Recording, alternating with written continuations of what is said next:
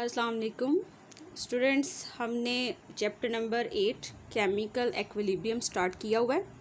आज इस चैप्टर का हम लास्ट टॉपिक डिस्कस करने जा रहे हैं, industrial applications of Le Chatelier's principle. ठीक है, लास्ट टॉपिक में हमने देखा था कि किस तरह जो है वो अमोनिया की सिंथेसिस जो है वो बढ़ाई जा सकती है, अमोनिया की प्रोडक्शन बढ़ाई जा सकती है ली चैटलियर्स प्रिंसिपल को फॉलो करते हुए। ठीक है, आज की प्रोसेस में हम देखेंगे किस तरह सल्फ्यूरिक एसिड बनाया जाता है। ठीक है, किस तरह उसकी प्रोडक्शन को बढ़ाया जा सकता है ली चैटलियर प्रिंसिपल को फॉलो करते हुए। ठीक है, तो चलें लेक्चर को करते हैं स्टार्ट। देखिए, synthesis of sulphuric acid by contact process. ठीक है, तो कॉन्टैक्ट प्रोसेस क्या है कि इसमें जो है वो सल्फ्यूरिक एसिड जो है वो बनाया जाता है। ठीक है, ये इंडस्ट्रियल मेथड है प्रोडक्शन का। तो सबसे फर्स्ट स्टेप क्या होता है कि आपको जो है वो सल्फ़र को सल्फ़र डाइऑक्साइड में चेंज करना है। ठीक है, सो इसका आसान तरीका क्या है कि सल्फ़र की बर्निंग कर दी जाए, ऑक्सीजन इसके साथ रिएक्ट करेगा और इससे जो है वो आपके पास सल्फ़र डाइऑक्साइड बन जाएगा। ठीक है, सो देखें यहाँ पर मेंशन है sulphur dioxide is produced by burning of sulphur. ठीक है, इस तरह इसकी बर्निंग करेंगे और आपके पास जो है वो सल्फ़र डाइऑक्साइड बन जाएगा। ठीक है, नेक्स्ट स्टेप क्या है कि ऑक्सीडेशन ऑफ सल्फ़र डाइऑक्साइड। ठीक है, देखिए आपके पास जो है वो सल्फ़र डाइऑक्साइड बन गया, उसी की ऑक्सीडेशन करवा दें। ठीक है, इसको जो है वो ऑक्सीडाइज करवा दें, तो इससे क्या होगा कि आपके पास जो है वो सल्फ़र डाइऑक्साइड बन जाएगा। लेकिन ये जो स्टेप है ये सबसे इम्पोर्टेंट है और सबसे मुश्किल भी होता है। ठीक है, सल्फ़र ट्राईऑक्साइड बनाना जो है ये मुश्किल काम है। एक बार सल्फ़र ट्राईऑक्साइड बन गया, फिर वाटर के साथ उसका रिएक्शन करवाएंगे और उससे सल्फ्यूरिक एसिड बन जाएगा। लेकिन जो मेन स्टेप होता है वो ये है, सेकंड स्टेप जो है। ठीक है, यानी सल्फ़र डाइऑक्साइड को सल्फ़र ट्राईऑक्साइड में चेंज करना। ठीक है, तो ये किस तरह किया जाता है, यहाँ पर जो है वो सल्फ़र डाइऑक्साइड जो है ऑक्सीजन के साथ रिएक्ट करता है in the presence of catalyst, और कैटलिस्ट यहाँ पर V2O5 यानी कि वैनेडियम पेंटाऑक्साइड यूज़ किया जाता है। ठीक है, और इससे जो है वो सल्फ़र ट्राईऑक्साइड बन जाता है। और आप देख सकते हैं कि ये रिएक्शन जो है वो आपके पास एक्जोथर्मिक रिएक्शन है। ठीक है, अब आप चाहते हैं कि सल्फ़र ट्राईऑक्साइड की यील्ड जो है वो बढ़े, इसकी प्रोडक्शन बढ़े, तो चलें हम ना क्या करते हैं कि ली चैटलियर प्रिंसिपल जो है उसको फॉलो करते हैं, उसको अप्लाई करते हैं इस रिएक्शन पे। ठीक है, तो सबसे पहले आपने देखना है कि आपके पास इंफॉर्मेशन क्या है। तो इस रिएक्शन को देखते हुए आप ये बता सकते हैं कि ये रिएक्शन जो है वो एक्सोथर्मिक है। ठीक है, और एक इन्फॉर्मेशन आपके पास ये है कि यहाँ पर जो रिएक्टेंट वाली साइड पर नंबर ऑफ़ मोल्स ज़्यादा हैं। ठीक है, एज़ कम्पेयर टू प्रोडक्ट। ठीक है, आप प्रोडक्ट वाली साइड पर देखें आपके पास 2 मोल्स हैं, और रिएक्टेंट वाली साइड पर देखें तो आपके पास 3 मोल्स हैं। ठीक है, तो इन चीज़ों को आपने देखते हुए रिएक्शन जो है वो प्रोसीड करवाना है। ठीक है, किस तरह जो है वो प्रोडक्शन बढ़ जाएगी सल्फ़र ट्राईऑक्साइड की, तो ये देखते हैं। तो सबसे पहले आप देखें लो टेम्परेचर। अब आपने देखा कि रिएक्शन जो है वो एक्सोथर्मिक है। हम क्या करें, टेम्परेचर कम कर दें। टेम्परेचर कम करने का क्या मतलब है, यानी कि टेम्परेचर कम करने से रिएक्शन जो है वो फॉरवर्ड मूव कर सकता है। ठीक है, रिएक्शन जो है वो फॉरवर्ड डायरेक्शन में जाएगा। सो देखिए, आपको पता है कि रिएक्शन जो है वो ऑलरेडी एक्सोथर्मिक है। जब आप टेम्परेचर कम कर देंगे तो क्या होगा कि यानी कि प्रोडक्ट वाली साइड पर कंसंट्रेशन कम हो गई है। मैंने आपको लास्ट लेक्चर में भी बताया था कि आपने जो हीट चेंज है वो इसी तरह रखनी है जिस तरह आप कंसंट्रेशन को काउंट करते हो, आप इसको भी कंसंट्रेशन ही समझें।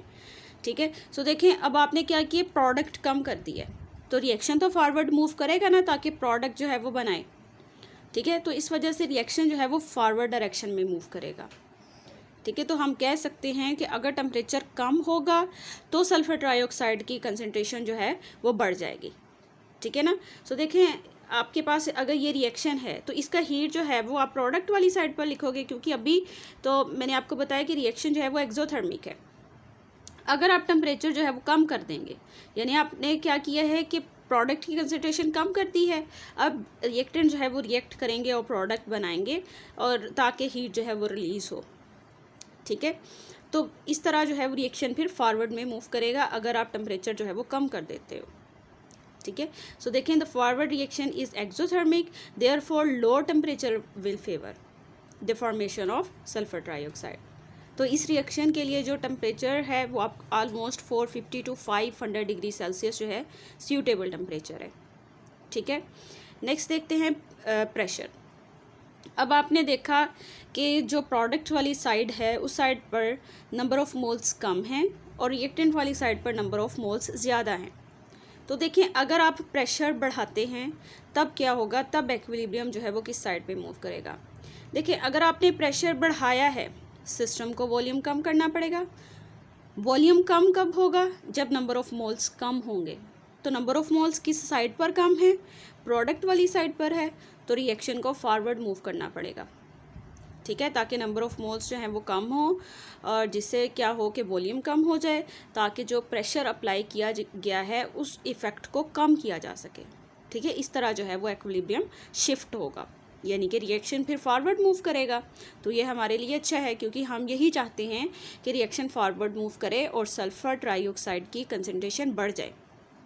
ठीक है, सो हम कहेंगे high pressure will shift the equilibrium to right side, that is the formation of sulphur trioxide.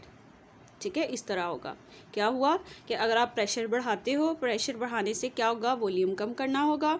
Volume कम कब होगा, जब नंबर ऑफ़ मोल्स कम होंगे। ठीक है, क्योंकि वॉल्यूम और नंबर ऑफ़ मोल्स का डायरेक्ट रिलेशन होता है। अगर वॉल्यूम कम करेंगे तो नंबर ऑफ़ मोल्स भी कम, यानी ये कह लें कि नंबर ऑफ़ मोल्स कम करने से वॉल्यूम कम हो जाएगा। अगर वॉल्यूम कम हो जाता है तो फिर जो ये हाई प्रेशर वाला इफ़ेक्ट है ये रिड्यूस हो जाएगा। ठीक है, क्योंकि आपको पता है कि बॉयल्स लॉ ने हमें बताया है कि वॉल्यूम और प्रेशर का हमेशा इन्वर्स रिलेशन रहता है। ठीक है, अगर प्रेशर ज़्यादा है तो वॉल्यूम कम होगा, अगर प्रेशर कम है तो वॉल्यूम ज़्यादा होगा। दोनों इन्वर्सली रिलेट करते हैं। ठीक है ना, ये बातें जो हैं वो आपको याद रखनी है। उसके बाद देखें, एक तो आपने ये बता दिया ना कि लो टेम्परेचर फेवर करेगा फॉर्मेशन ऑफ सल्फर ट्राइऑक्साइड, और दूसरा हाई प्रेशर, ये दो बातें हो गई।